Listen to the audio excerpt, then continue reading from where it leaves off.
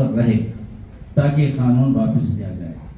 धरने, एहतजाजी, social media, pamphlets, कारोबार बंद और मिलन मार्च जैसे कि अभी जिक्र हुआ, जिस प्रोग्राम तरतीब देने के बारे में तमाम जमातों सेकुलरों के साथ प्रोग्राम तय करना पड़ेगा।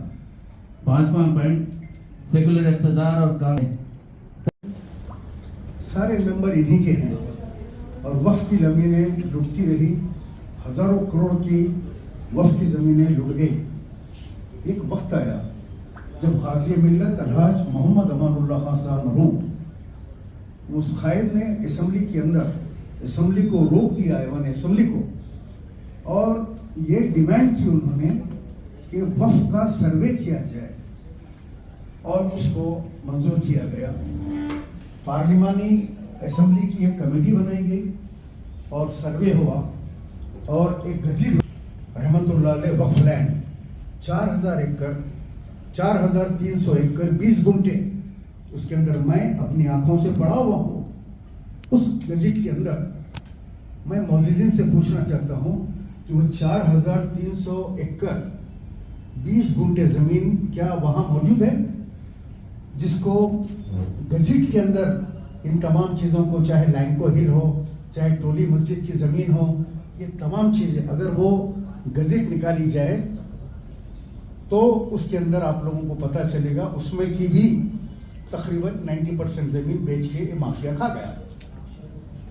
उसके बाद अब आवाम में, मैं इलिया शमसी साहब के ख्यालात सुन रहा था, आवाम के अंदर जोश नहीं आ रहा।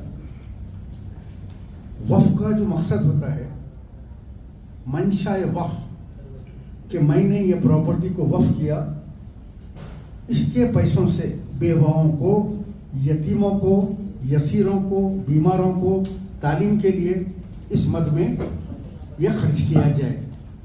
मैं हमारे जेएसी कन्वीनर जनाब मुश्ताक मलिक साहब से ये सवाल छोड़ता हूँ, क्या इन 60 सालों में इस क़यादत ने इस मद के अंदर वक्फ बोर्ड से कभी मुसलमानों की माशी तरक्की के लिए, तालीमी तरक्की के लिए, बीमारों के लिए कभी 1 रुपया इन लोगों ने दिया?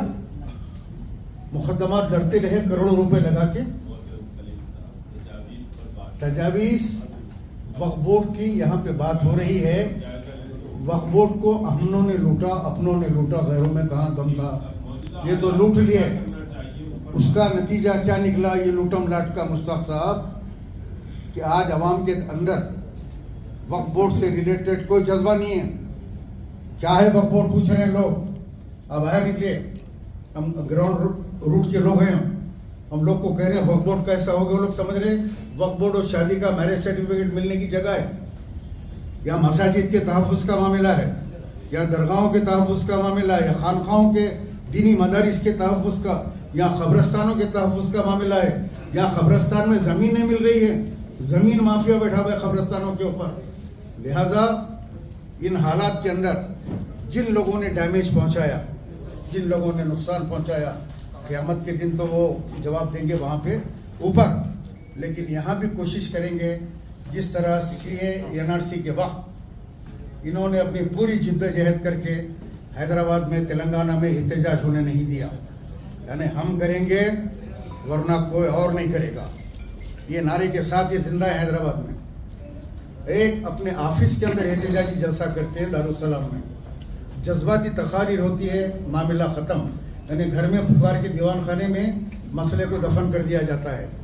लेकिन नहीं, हम जिस तरह CA NRC के लिए रोडों के ऊपर निकले थे, मैं तमाम मौजूदीन हजरात से ये अपील करूँगा कि हमको उसी तरीके से रोड के ऊपर निकल के अपने एहतजाज को 2 मिलियन मार्च का ऐलान करना पड़ेगा और सारे तेलंगाना के मुसलमानों को, अजला के मुसलमानों को एक मुकाम पे जमा होके निकलना पड़ेगा।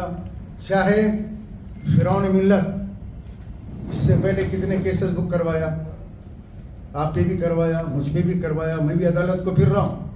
CA का जलसा कुली कुतुब शाह में किया, उसके अंदर भी मुकदमा डलवाया, वो केस में भी फिर रहा हूँ। CA के और दूसरे प्रोटेस्ट के केसेस आज भी जारी है। आपके ऊपर भी तो कई मुकदमा थे, हर पुलिस स्टेशन में मुकदमा दर्ज हुआ। CA के टाइम गालिबन 12-15 मुकदमा आपके ऊपर भी दर्ज हुए। लिहाजा ये शैतानी ताकतों से 45 के पीछे 45 मुकदमा पीछे ना हटते हुए हमको निकलना पड़ेगा, हम सबको निकलना पड़ेगा बाहर, निकल के कैसा एहतजाज दर्ज करवाएंगे। सारे हिंदुस्तान में एहतजाज हो रहा है सिवाय हैदराबाद के, देख रहा हूँ मैं फेसबुक के ऊपर कई मुकामात के वीडियोज आ रहे हैं, उलमाए कराम निकले हुए हैं, लेकिन यहाँ के डरे हुए उलमा हैबती लोग, जो उनको हैबत इतनी है कि वो नकीबाए मिल्लत से इतने खौफज़दा हैं बहुत शुक्रिया कि हमको एक एहतजाज की ज़रूरत है। मैं एहतजाज की गुजारिश करता हूँ, खुदा हाफिज़, मैं भी आपके साथ रहूँगा।